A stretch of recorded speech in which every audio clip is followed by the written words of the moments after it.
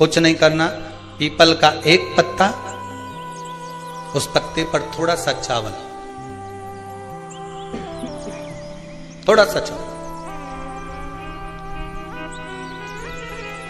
पूर्णिमा की रात्रि को अपने हाथ में लेकर अपने नयनों से लगाकर शरीर पर से स्वयं उतारकर उसको दरवाजे के पास रख दीजिए। पूर्णिमा की रात्रि को पूर्ण होने पर उस चावल को दूसरे दिन सूंघ कर बहते हुए पानी में डाल दीजिए। महाराज कितने भी रोग से ग्रसित हो गए, पीपल का एक पत्ता 52,000 ब्राह्मण की साक्षी कराता है। महाराज बहुत ध्यान देना, पीपल के वृक्ष में स्वयं नारायण का, मेरे कृष्ण का वास है। स्वयं भगवान गीता के अंतर्गत कहते हैं कि मैं पीपल का वृक्ष हूं।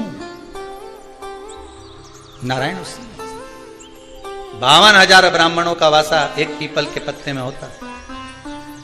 और आपको पहले भी कथा में कहा, गाय, ब्राह्मण, बहन, बेटी, ये सब काल का हरण करने वाले, काल को हरने वाले हो। रोग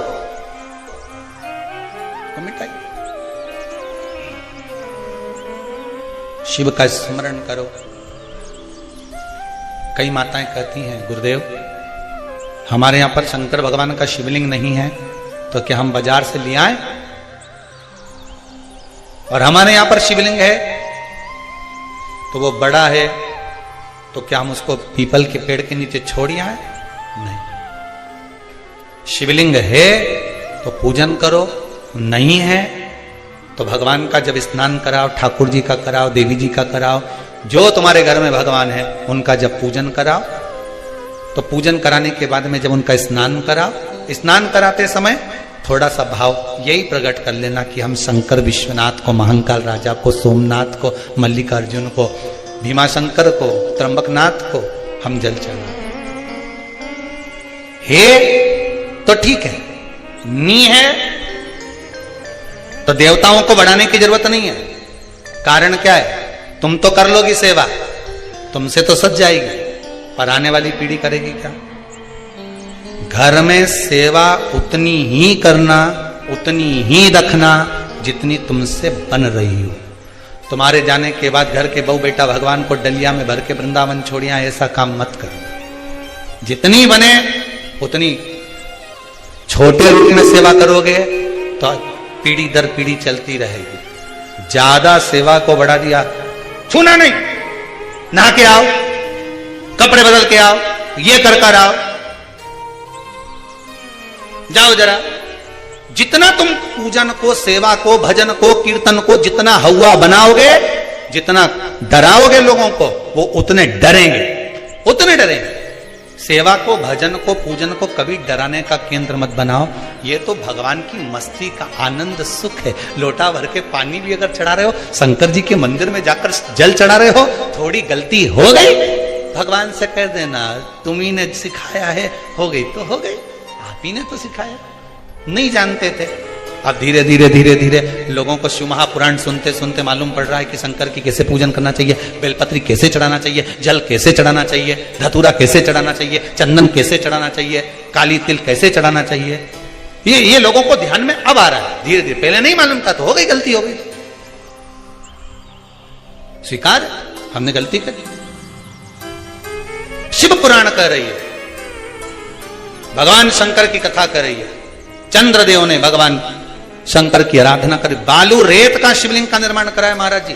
शिव महापुराण की कथा में आता है, देवराज नाम का ब्राह्मण जो गलत कर्म करता था, चोरी करता था, शरीर में ताप पड़ने के बाद में जब वो शंकर के मंदिर में जाकर कथा सुना और थोड़ी सी कथा सुनकर बाहर निकला, तो उसको केवल कथा का एक तत्व उसके जीवन में उतर गया था, अंश मात्र उसके जीवन में उतर गया था, उसको परमात्मा मिल गया था, अंश मात्र।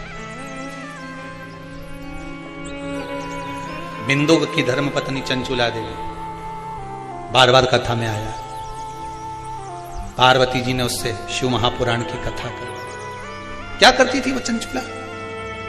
काशी में जाकर उसने करा क्या था?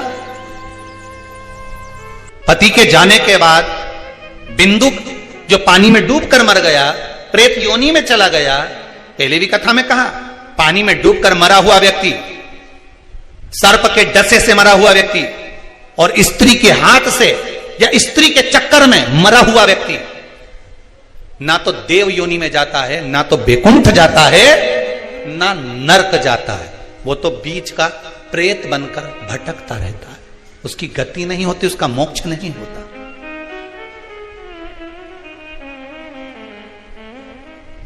चंचुला देवी को लगा था मेरे पति को मोक्ष, तो उसने करा क्या था ऐसा कि वो काशी पहुंच गई, काशी गई, ऐसा क्या करा था उसने? चंचुला देवी तो दिन रात फैशन में लगी रहती थी। कभी पति ने अगर धन लाकर दिया तो ज्यादा से ज्यादा पैसा वो खाने पीने में उजाड़ देती थी। कभी नहीं उसने दान करा, कभी नहीं धर्म करा, कभी पुण्य नहीं करा, कभी सत्कर्म नहीं करा, कभी कहीं सत्संग में नहीं गई, कथा में नहीं गई, कभी भजन में नहीं पहुंची।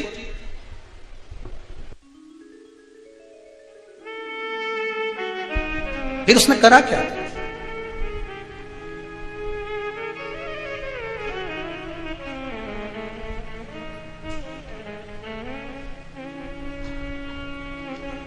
बचपन में किया गया कर्म व्यक्ति को कब प्राप्त होता है, ये चंचुला देवी की कथा कर रही।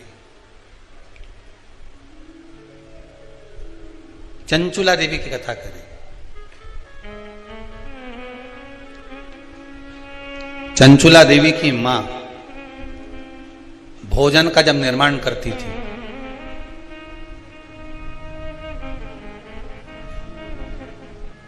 ध्यान दीजिएगा जरा, बहुत सुंदर संवाद है।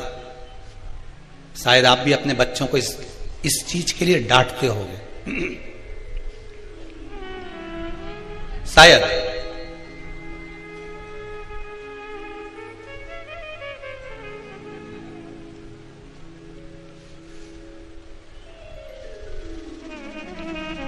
बचपन का किया हुआ पुण्य चंचुला देवी के कहां काम आया वो देखिए। पुण्य नहीं करा था चंचुला देवी ने, वहां तो खेल करा था।